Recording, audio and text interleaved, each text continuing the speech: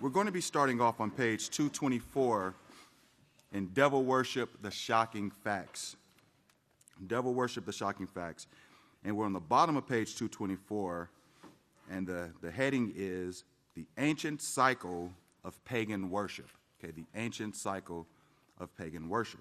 And it says, the world was renewed in the spring at the vernal equinox. And again, you know, the Great Kahan's been covering over the past few weeks the various rites, magical rites, fertility rites that the people practiced to usher in different things, you know, because of the false teachings. And so here we're getting into the spring or vernal equinox. And it says that the fertility of the land was guaranteed by the mother being fertilized by her son/husband through a magic sex ritual of witchcraft. Pagan man acted out this fertility rite in the pagan temples to assure this fertility. And just looking at that right there, we already know that this whole system, this mother being fertilized by her son/husband, is not according to Yahweh's law. Okay, not according to the laws of Yahweh at all. Okay, and even science will show you that this type of a relationship it brings forth stupidity. Okay, it brings forth stupidity. The vegetation of the world matured under the searing heat of summer. At the summer solstice, the mother had her husband/son killed. We were just talking about stupidity. Okay? She had her husband/son killed. The manner of the god's demise was variously conceived in the myths. He was slain by another god, or by wild animals, by reapers, by self-emasculation, by burning, by drowning, etc. Through a pertinent ritual of witchcraft, this ceremony was also carefully carried out by these deceived worshipers. Okay, now, this is one of the gods that they worship, the god that was killed by animals, killed by another god, by burning, drowning, etc. Okay, this is the worship of the people, you know, worshiping this man who was married to his mother. It says here, continuing on, at the autumn equinox, the mother longed for or desired her husband/son again and wept for him because of her longing.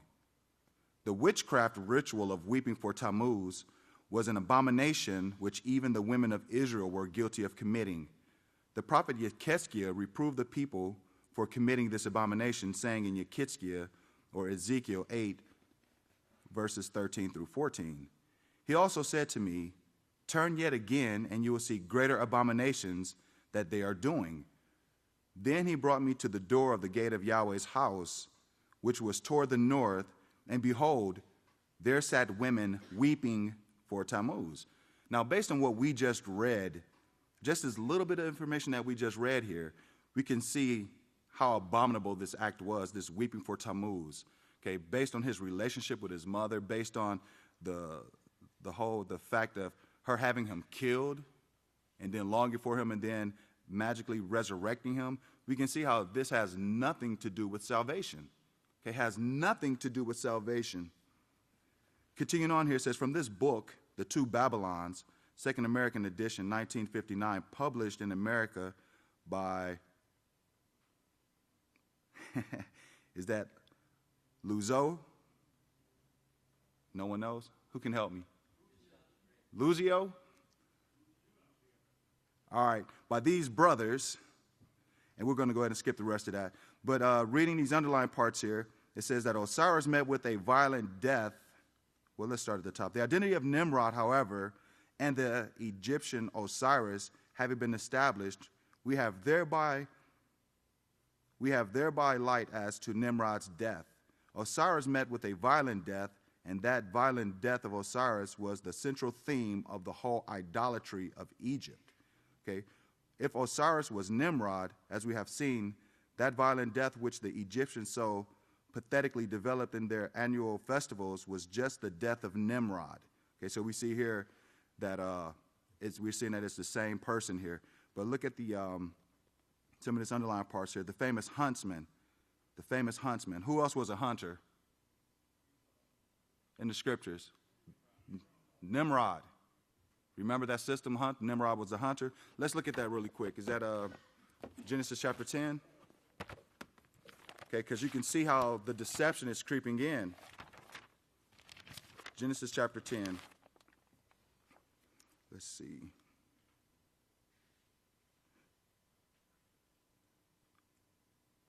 Let's start in verse 8. Cush begot Nimrod, and he began to be a mighty one on the earth. He was a tyrant who deceived and turned against Yahweh. Therefore it is said, like Nimrod, the tyrant who deceived, who turned against Yahweh. What does it say he was a hunter? Is that in the King James?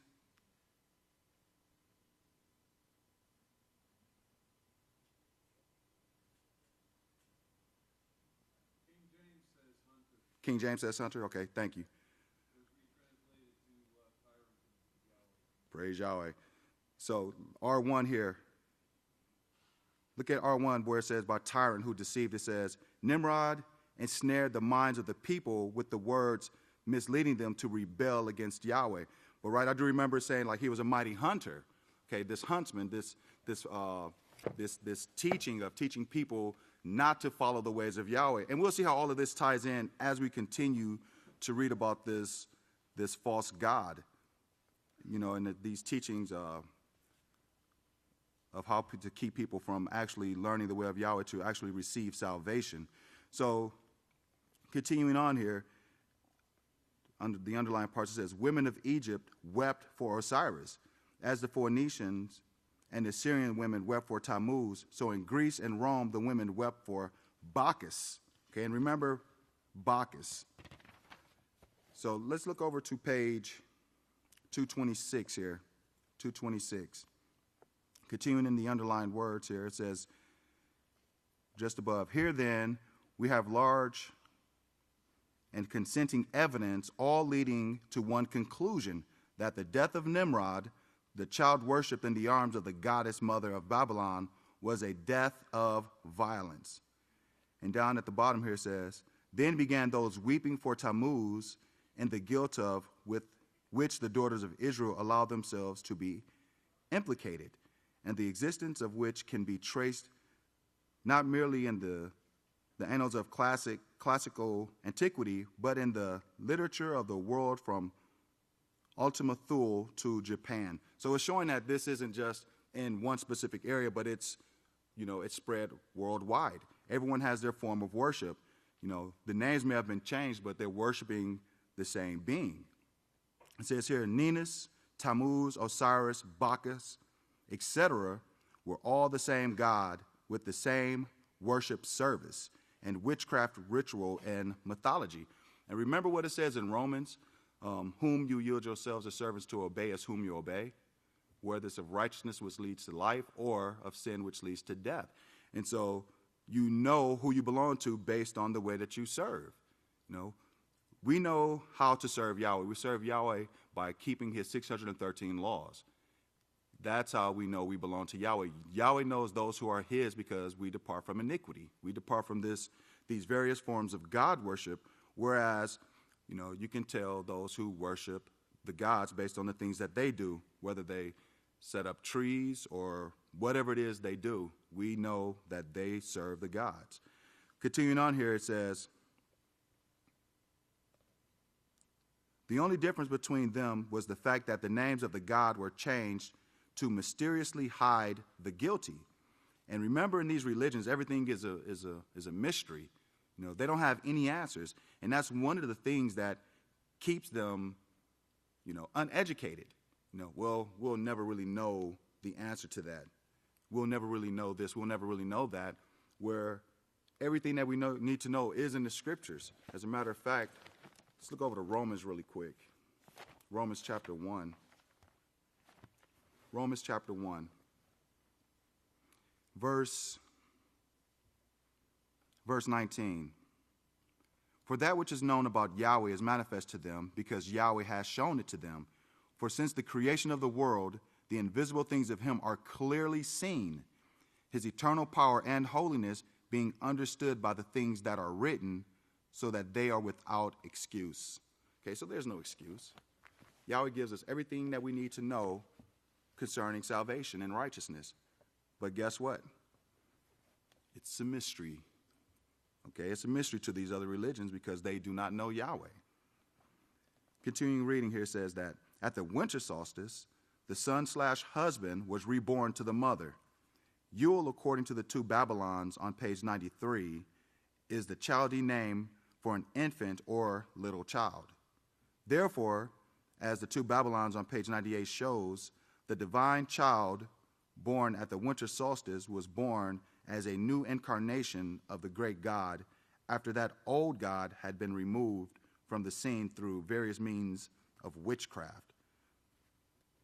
As the pagan year went through its course, the mythological story of the birth, initiation, death of the son/husband also went its course, coming again into the vernal equinox and the remarriage of the mother to the son/husband in order to fertilize the world through rites of witchcraft.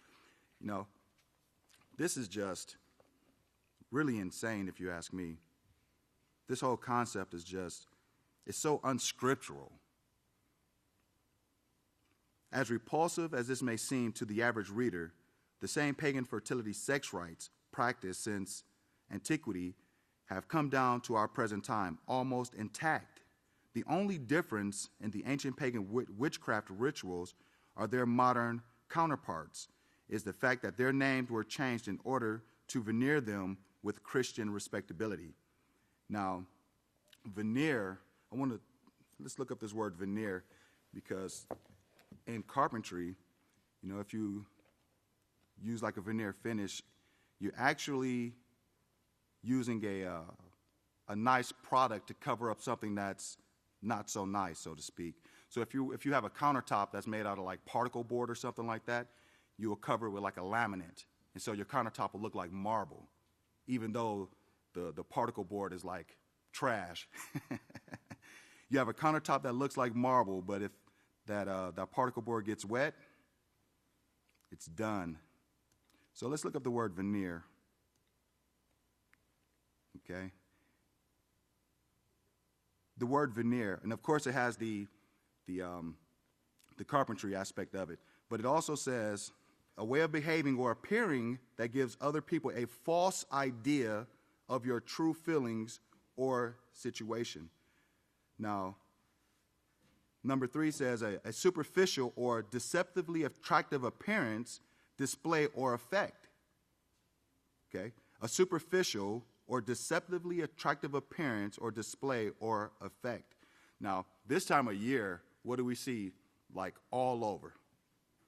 Decorations, lights, and all of these things, right? This whole facade of, you know, goodwill towards men, right? That's what they're trying to promote, right? That's the covering, that's the veneer. But deep down inside, we can see where these customs come from. You know, a mother that marries her son, then kills him, then feels bad and misses him, and then resurrects him and marries him again, then kills him, then remarries him, then kills him. This is ridiculous. Okay? Throw the lights up. Merry Christmas. Merry Christmas. Okay? You know what? I'm about to kill you. You're dead. Oh, I miss you. Put the lights up. Merry Christmas. I love you. It's foolishness. All right? Let's see. A superficial or deceptively attractive appearance. The word superficial, it means concerned only with what is obvious or apparent, not thorough or complete, affecting only the outer part or surface of something, not deep or serious. Okay, so it's only on the surface, you know, like we were talking about that veneer countertop, that laminate over the countertop. You know, it looks nice, but you have to be really careful or you're going to damage that countertop. You know, and that's how these religions are. They have this, you know, this pretty appearance. You know, these lights, these festivals, you know, these parades or whatever. It seems like it's all fun and dandy.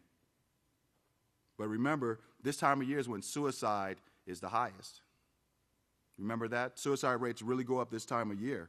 You know, people aren't as joyful as they make themselves out to be. It also says of or relating to or located near a surface, lying on, but not penetrating below or affecting only the surface. And remember, you will hear that term like superficial wounds, like, well, it's just a cut. Okay, it didn't really get in too deep, so it's not that serious. Okay, but religions are superficious. But what about the word of Yahweh? Does the word of Yahweh only like affect the top, the skin, the surface only? Because there's a scripture that actually says it gets into the marrow. Okay, it cuts deep into the bones so that you can be discerned, learning how to choose between what's right and what's wrong. Okay, it's not just the surface. Hey, how you doing? There's none of that. It's, what I'm doing, is this the right thing to do? If not, then I need to change. The word of Yahweh changes the hearts and the minds. Okay, remember, Yahweh says, I will write these things in their inward parts, not on the surface. Okay, I'm not just going to show you a righteous man. I'm going to be a righteous man. Okay, and that's what the scriptures teaches us to do.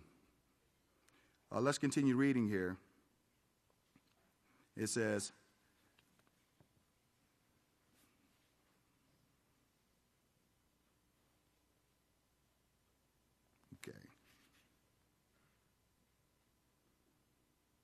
we're at the top of page 227, and it's talking about the cross or the symbol of Tammuz.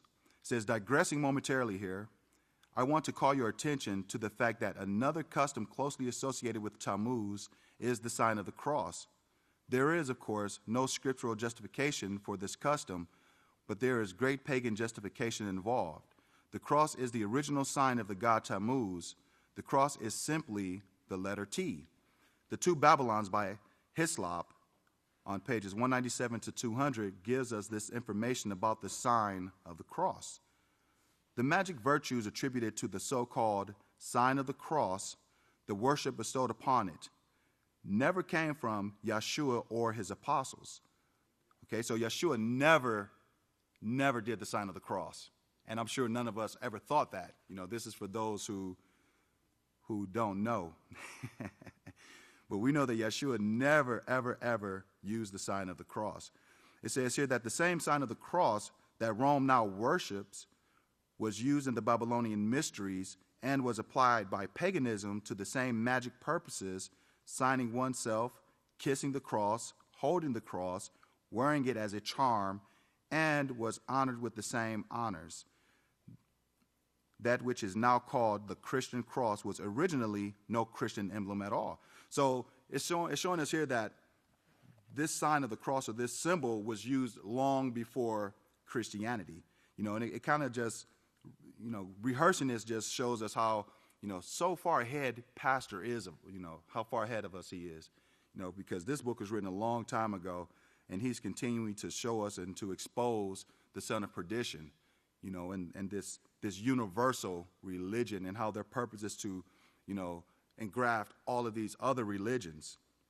And this is part of what they were doing, using these pagan customs and pagan symbols to establish this universal religion. It says here that it was no Christian emblem at all, but was the mystic tau of the Chaldeans and Egyptians. The true original form of the letter T, the initial of the name of Tammuz, that mystic tau was marked in baptism on the foreheads of those initiated in the mysteries. The mystic tau, as the symbol of the great divinity, was called the sign of life.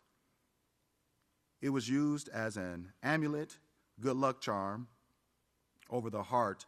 It was marked on the official garments of the ancient pagan priests, as on the official garments of the priests of Rome today. The Vestal virgins of pagan Rome wore the cross suspended from their necklaces, as the nuns do today. Men as well as women wore earrings, and they frequently had a small cross suspended to the necklace or to the collar of their dress. The cross was also appended to the robes of the Rotano pagan priest, and traces of it may be seen in the fancy ornaments of the Rebo pagan priest, showing that it was already in use as early as the 15th century before the Christian era. And if you have your books, you can see those symbols there of the cross. You know, the first one here is the sacred Egyptian tau or sign of life, and the other one, that tau with the sun circle. Okay, so you have the cross with that circle above it. You know, and some people are so unlearned that, let's see. You see this right here, that circle there? You know, you will explain to them, that's the tau, that's the circle. And you know what they'll tell you? Say, no, it's not. That's the part where you put your necklace through to hold it on over your neck. Not even knowing what they're looking at. That's the part where your chain goes. Like, okay, well, the conversation is over. There is hardly a pagan tribe where the cross has not been found. The cross was worshipped by the pagan Celts long before the incarnation and death of Christ. The Druids in their groves were accustomed to select the most stately and beautiful tree as an emblem of the deity or the god they adorned. And having cut the side branches, they affixed two of the largest of them to the highest part of the trunk, in such a manner that those branches extended on each side like the arms of a man, and together with the body presented the appearance of a huge cross, and on the bark. In several places was also inscribed the letter tau. It was worshipped in Mexico for ages before the Roman Catholic missionaries set foot there. Large stone crosses being erected, probably to the god of rain. The cross, thus widely worshipped or regarded as a sacred emblem, was the unequivocal symbol of Bacchus, the Babylonian Messiah, for he was represented with a headband covered with crosses. And there you see him also, and you can see the headband that has crosses all over it. So Tammuz, according to Collier's Encyclopedia, volume 15 on page 749, was the Sumero-Akkadian god of vegetation who was known as Adonai, my Lord. And so here the underlying parts, you see he's the god of vegetation. The cult of Tammuz under the West Semitic name of Adonai or my Lord, and the Greek equivalent Adonis. It says, during his absence, the earth remained sterile and the flocks were plundered because of his close association with the realm of nature, the fields and animals. He was called the shepherd. Okay, he was called the shepherd. But before we get into that, remember what the prophet Jeremiah was inspired to write. In Jeremiah 23 verses, chapter 23, verse 20, is it 25 and 26 or 26 and 27? I think it's 26 and 27. You know me, I'm going to read it. Jeremiah 23, it's 26 and 27.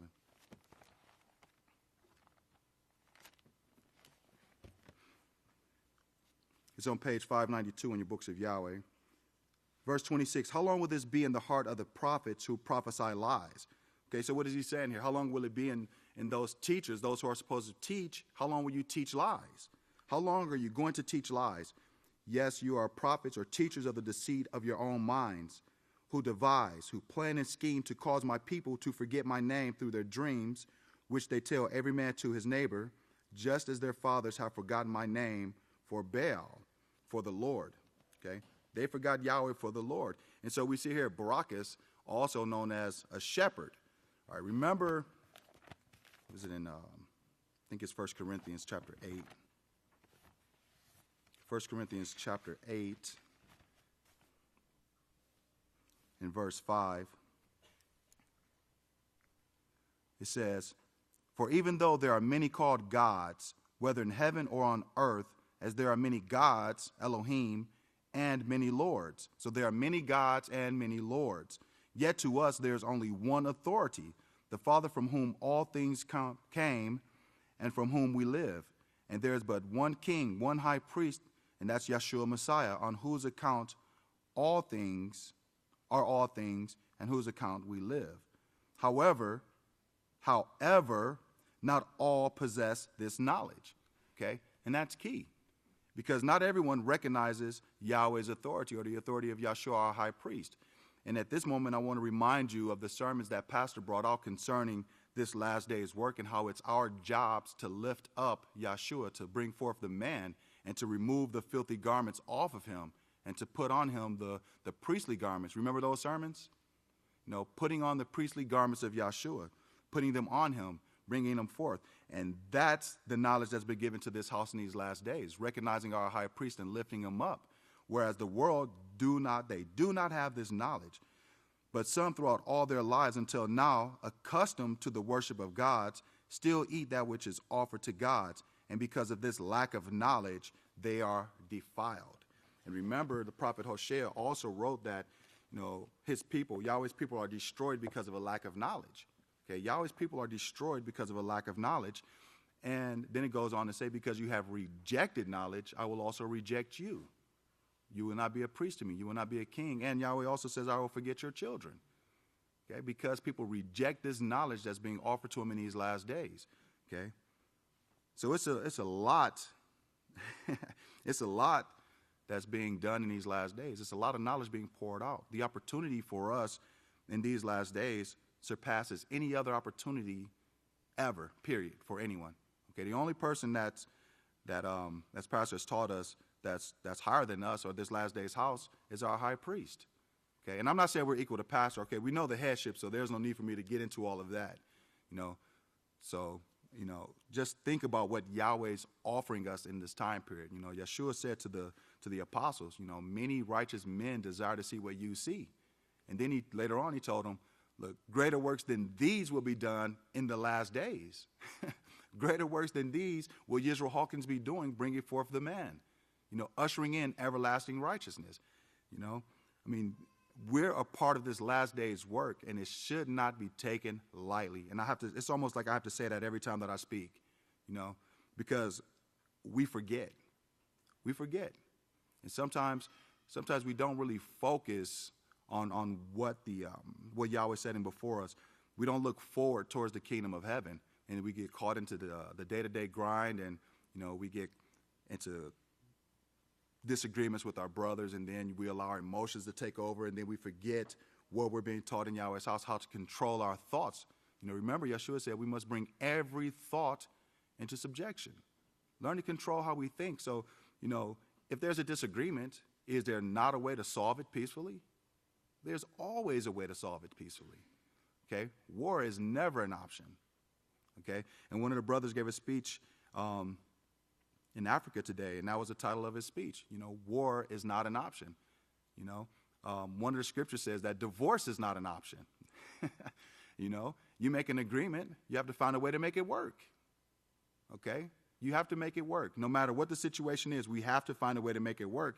And so is making it work, is it a mystery to us? Well, we can't figure that out, so he'll have to reveal that and work it out when he comes. Because they'll try to use scriptures like that. Well, we just got to do the best we can, and when Yeshua gets here, he'll set things in order. Really? So really? So Yeshua has to come down here and build a ring and let you fight it out? Is that how we're going to solve these things? Nope. Yahweh works through man. He sets before us the peaceful solution, and he gave us an awesome teacher who's teaching us exactly what we need to do to qualify for these positions in the kingdom. Again, it's not just about us as individuals. It's about us as a body learning how to do these things so that we can be a blessing to others. Okay? We're the ones that's being offered the opportunity to be the ones who guard the words of Yahweh. Okay? Guarding the words of Yahweh, being entrusted with the words of Yahweh. Is he going to just trust that and trust that to anyone? No, he's not. He's not just going to trust that and trust that with anyone. Okay, let's continue reading here because I can quickly run out of time. But, Bacchus, this shepherd, okay?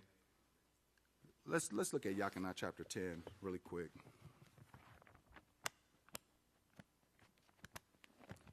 It just amazes me how these religions try to counterfeit the true worship of Yahweh. So let's hear what our high priest has to say about this here. In Yahweh chapter 10, and I really would like to read all 42 verses, but I'm not going to. Let me start in verse 1. I may jump around a little bit. Verse 1 here, chapter 10, it says, "Truly, truly, I say to you, he who does not enter through the door into the sheepfold, but climbs in some other way, he is a thief and a robber. But he who enters through the door is the shepherd of the sheep. The doorkeeper opens to him, and the sheep hear his voice. He calls his own sheep by name, then leads them out. Now when he has brought out his own sheep, he goes before them, and the sheep follow him, for they hear his voice. And let's look down to verse 7. Then Yeshua said to them again, truly, truly, I say to you, I am the door for the sheep. All who ever came before me are thieves and robbers, but the sheep did not listen to them.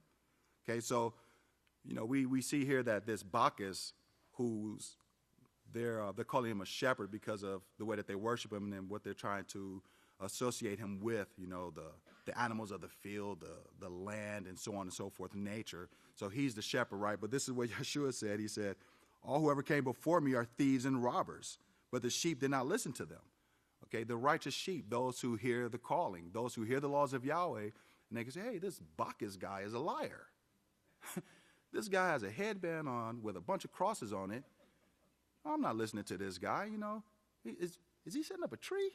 Oh, man, didn't Yeremiah prophesy about that? Don't even learn the ways of the heathen, for these religious customs are useless, they're worthless.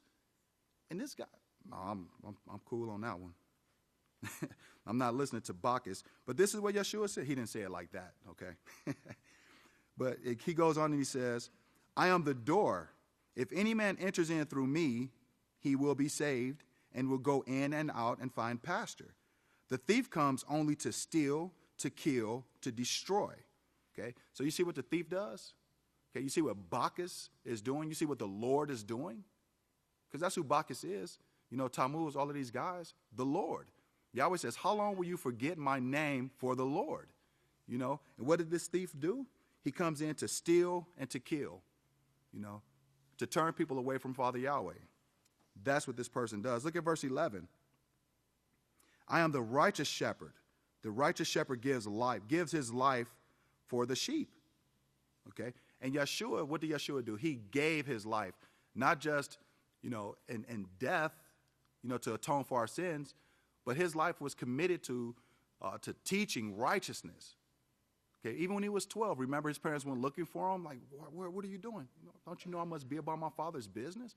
It's prophesied that I must save Yahweh's people from their sins. I have to be a teacher. This is what I was born to do. Okay, this was Yeshua's attitude from the very beginning. Okay, but what about Bacchus? Well, he has to watch his back because his wife/mother's trying to kill him again. Okay, so Bacchus is not trying to give his life. He's running, trying to hide to save it. But as we see here, he's not successful. Every year he's murdered and then resurrected. This is sad. Okay, but Yeshua, on the other hand, he gave his life one time, and now he sits at the right hand of Yahweh, and he's guiding and inspiring Yahweh's house in these last days and leading us to perfection. Praise Yahweh. That's the righteous shepherd. That's the righteous shepherd, not this imposter. Look. This looks like a woman. Looks like a woman. But we already know how that goes. Mary and Jesus, it's all the same. It's all the same. So let's continue reading here. It says that this same pagan god, according to the International Standard Bible Encyclopedia, Volume 4, on page 725, shows that the original of the name Tammuz, which is Dumuzi, or Dumuzai, means invigorator of the child. Tammuz was the Sumerian and Babylonian god of fertility who married Ishtar at the vernal equinox. Tammuz, it says, God of fertility mentioned once in the Old Testament, which is in Yechezkel 8, verse 14. And at the bottom, it says, celebrating the marriage of Dumuzi and the goddess Ayana. So it's just showing that, again, what Pastor wrote here, how, he marries this god, this mother goddess. As the source reference has stated, Tammuz was mentioned once in Yechezkel 8, verse 14. Now, reading Yechezkel 8, verses 13 through 14, again, we find, he also said to me, turn yet again, and you will see greater abominations that they are doing. Then he brought me to the door of the gate of Yahweh's house, which was toward the north, and behold, there sat women weeping for Tammuz. Okay, they were weeping for this false shepherd. They were weeping for the Lord. Okay, that's who they were weeping for. Weeping for the Lord. This weeping for Tammuz was an abomination of pagan idolatry, which was being practiced even by the people of Jerusalem at the time that Yechezkiah was prophesying. This weeping was a fertility rite of idolatrous witchcraft. One of the ceremonies of Ishtar, Easter worship, was that of weeping for the dead vegetation god, because fertility has ceased from the land. To the pagan mind, unless this god was resurrected, there would be no renewing of fertility with the great mother goddess. So through sympathetic magic, through witchcraft, through the weeping of his mother, Ishtar, Tammuz was mystically resurrected. Each year, these pagan people grieved with Ishtar, Easter, over the death of Tammuz.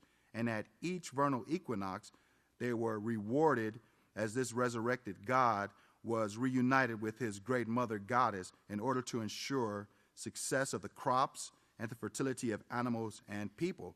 So you can see the confusion here. They actually think that through sin, this sinful relationship, that they're going to be blessed. Okay, they think that they're going to be blessed through this unlawful relationship. But the prophets warned them time and time again and said, turn from your sin and serve Yahweh, and then you'll find your blessings. But remember how they responded to, I think it was Yechezkiah. Yeah, Yechezkiah.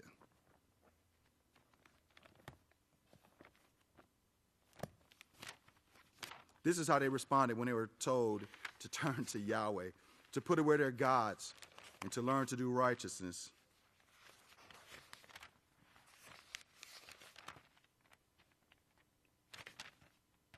Oh, it's not Yechezkiah. Oh, it's Yeremiah? I think it's Yeremiah 44. Yeah, here it is. Yeremiah 44:16. Concerning the word that you have spoken to us in the name of Yahweh, we will not listen to you. Okay? We will not listen to you. Instead, we will certainly do what we have vowed to do. We will burn incense to the Queen of Heaven. See, they weren't trying to hide this. They're speaking to Yeremiah.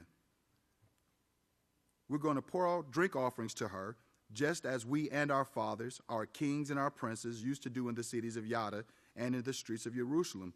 For then we had plenty of food, were successful, and experienced no trouble. So you see, they think that they were blessed because of this, like weeping for Tammuz and all of these other different things that they did, serving the Queen of Heaven. But, if you continue to read that, you will see how, it was because of their sins that Yahweh had turned his face from them. But they thought that they were being blessed, not even understanding what their end was going to be. But remember, they also wrote, in the latter days you will understand perfectly, speaking about us. Because these things were written for us because we're the finishing work. We're the finishing part of this great plan of Yahweh to make sure that these things never, ever, ever creep in again. Okay, it will never creep in again. So continuing on here, it says that the fact is, hot cross buns, the little magic wheat cakes served during Easter, are in reality Tammuz cakes. These little magic Tammuz cakes were made and used in the worship of Ishtar, or Easter, the Queen of Heaven, for it was she who brought the god back to ensure their fertility. So when the god returned to fertilize the mother on the exact day of the vernal equinox, the people mystically held him in their hands and ate the god, mystically uniting with him and his mother through this witchcraft. Remember what the scripture says that the judgment for a witch is? Permit a witch not to live. Permit a witch not to live. I think that's Exodus 22:18. But remember what's also associated with witchcraft? Rebellion. Rebellion. Remember in Samuel it says rebellion is as the sin of witchcraft.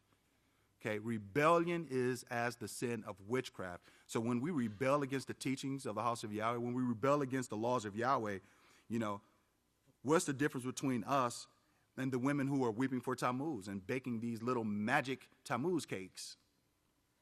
There's no difference. So when we rebel against pastor, when we rebel against the teachings of the house of Yahweh, we might as well just set up a Christmas tree. But we can't even see ourselves doing that, though, can we? Nope. Who here can see themselves like just throwing like a pork chop on the grill. Yeah, I heard a lot of, ugh. No, we can't conceive of that. But when the priest asks you to do something, I'm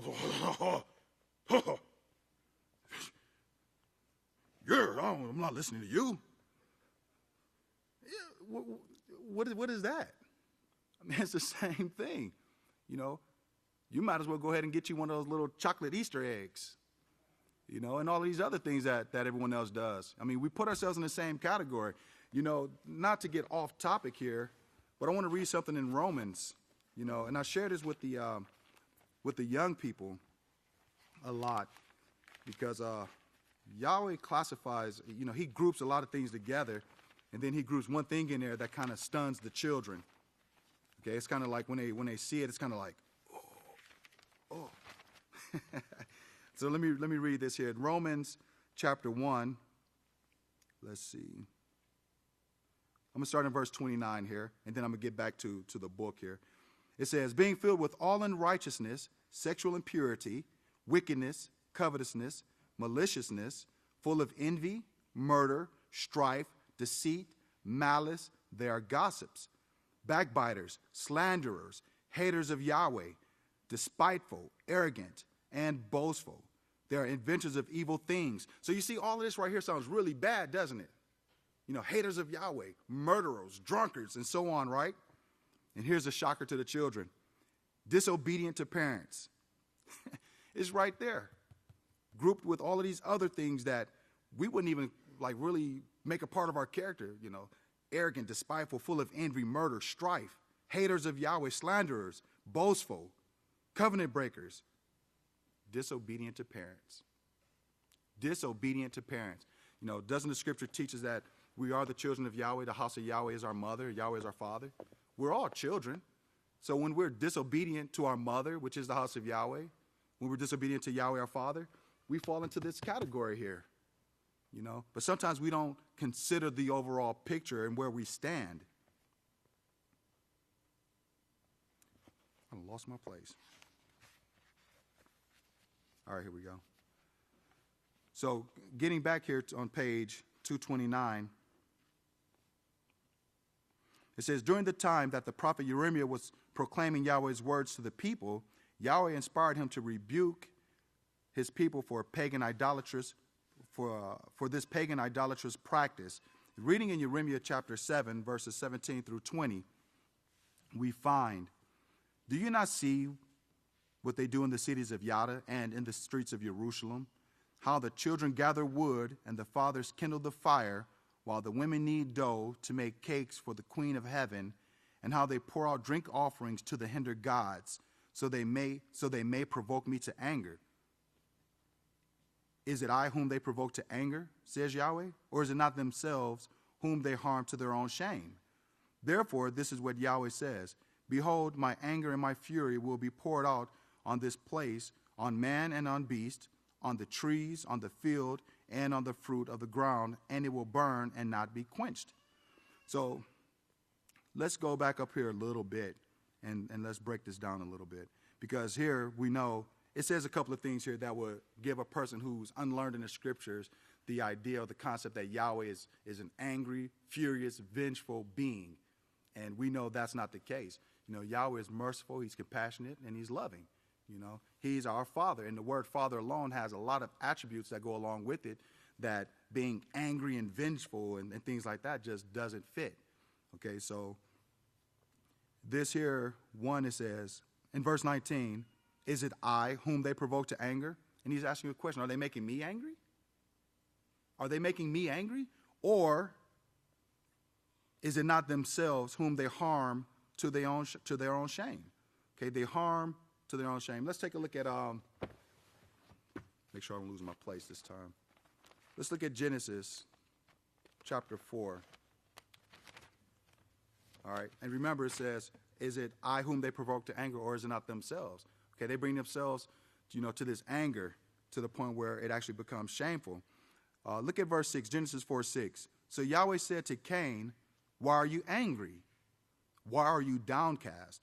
If you do righteousness, will you not be accepted? And if you do not do righteousness, sin is crouching at your door. The desire to sin is with you, but you must overcome it. So here we can see that this anger comes from basically not doing righteousness. And we know that through the things that we eat and the relationships that we have, unlawful relationships that we have, we can breed this strife, this bitterness, this contention within ourselves, this confusion. Okay, remember, the nations are angry. Why? Because they eat clean food? Because they're keeping Yahweh's laws and their relationships are lawful? Absolutely not. Absolutely not. You know, they break Yahweh's laws in more ways than one. But this is part of what generates this anger. Okay, they're not doing righteousness. Now, Daniel, matter of fact, let's look at Daniel before I keep reading, because this is where a lot of this understanding comes from concerning this shame. Okay, let me find it real quick.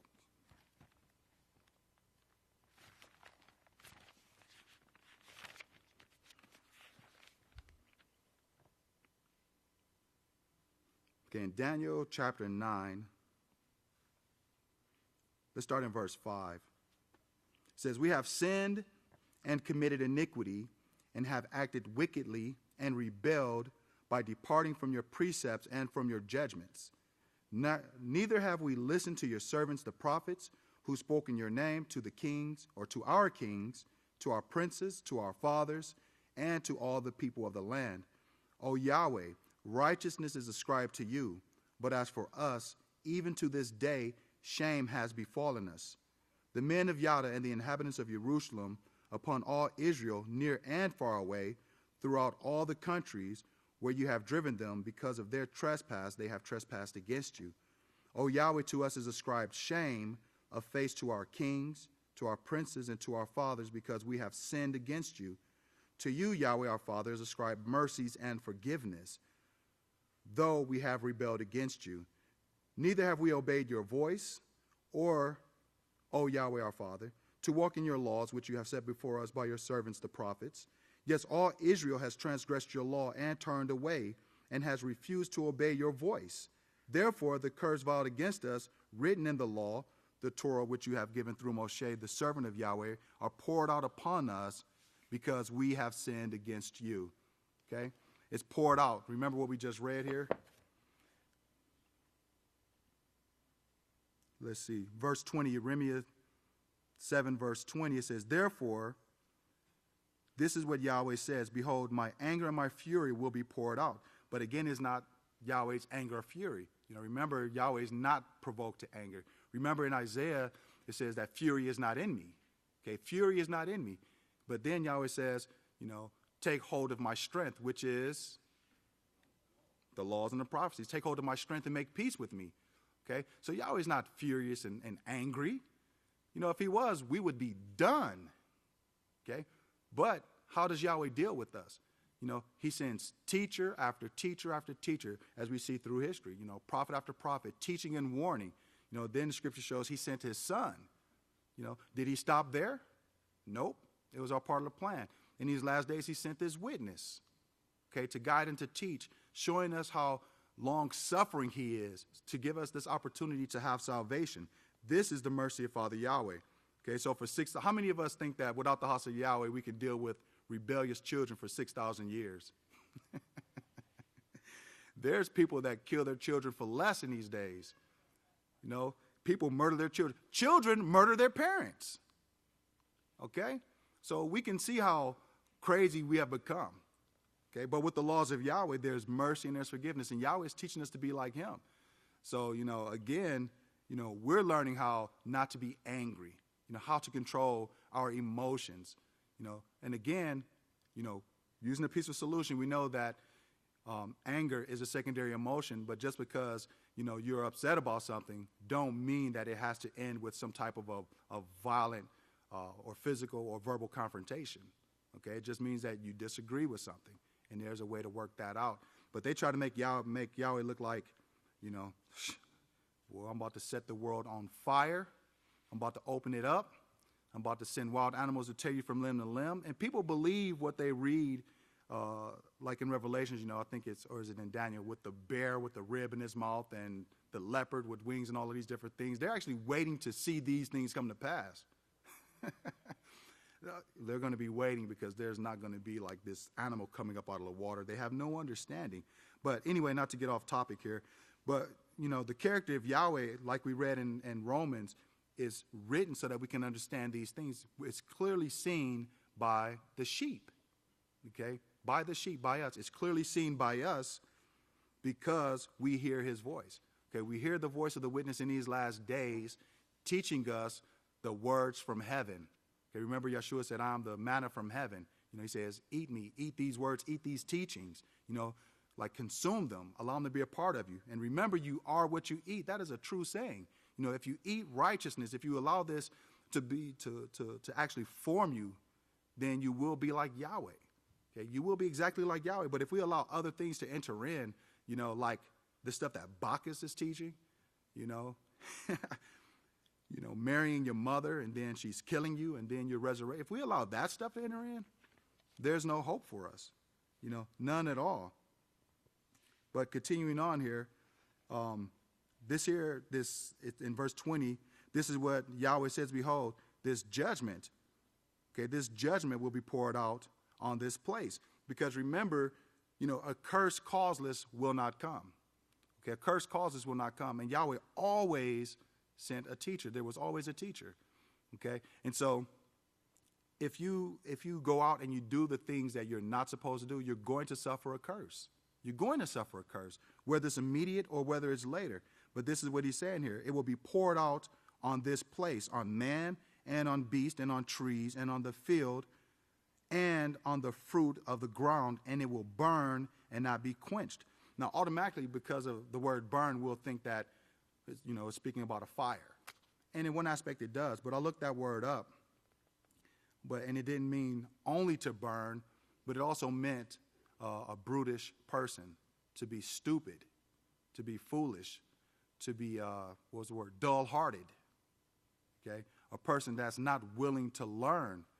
And then it referred me to, or to refer you to Proverbs 30, verse 2, I think. Well, let me look first before I tell you that. I think it was Proverbs 30, verse 2.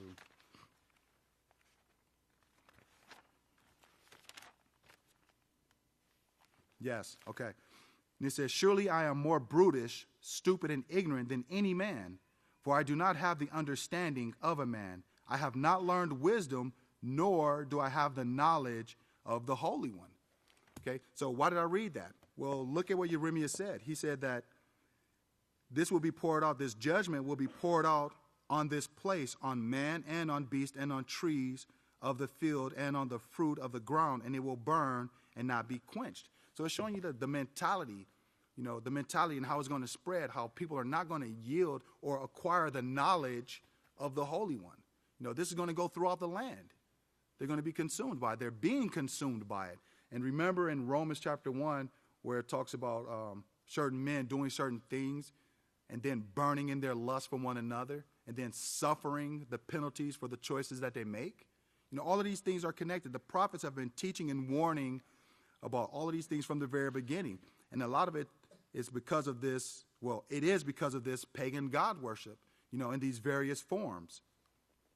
Continuing on here, it says that the very things that the people were seeking to reproduce through their witchcraft and this fertility worship, man, animals, fruit, and produce, were the very things that Yahweh would not bless because of their apostasy and God worship. And remember, apostasy, basically, it just means to turn away from or to abandon. Okay, so they turned from Yahweh. Okay, they turned from Yahweh. So he wasn't blessing them because they turned from him. So how do you receive the blessings of Yahweh? You receive the blessings of Yahweh through obedience. Okay, you're not going to have health if you're eating unclean food. It doesn't work like that. Yahweh's he's given us the rules. Okay, these are the rules. These laws are the rules that govern life. Okay, you're not going to have health if you have unlawful relationships with animals. There's no way. Okay, and you can go through the laws and see the various things. So this God worship, this mother who's married to her son/husband, there's no way that there's a blessing there because it's against Yahweh's law. There's not going to be any blessings there. But you can see the children of Israel believed that they were being blessed because they didn't suffer any troubles. Okay. I want to read something in Psalm 72. No, Psalm 73. Psalm 73. It's on page 462. And the reason that I'm reading this is because of how the children of Israel, they thought that they were receiving blessings because they thought that they didn't have any troubles or anything like that. And then sometimes in the house of Yahweh, we can look at the world around us and then become a little envious. You know, a lot of us don't, but a lot of us do. And sometimes we desire to have more. And a lot of people leave the house because, we shouldn't have to struggle, blah, blah, blah, and so on and so forth. So this is why I'm reading this here. In verse 1, Psalm 73, verse 1. O Israel, how merciful Yahweh is to those who are pure in heart. But as for us, our feet had almost slipped. We almost stumbled. For we were envious of the arrogant when we saw the success of the wicked. It seemed as if for them there are no struggles at their death, and their strength is firm. They do not seem to partake in the common troubles of man, nor are they plagued with the common calamities of life, like they who are striving to overcome.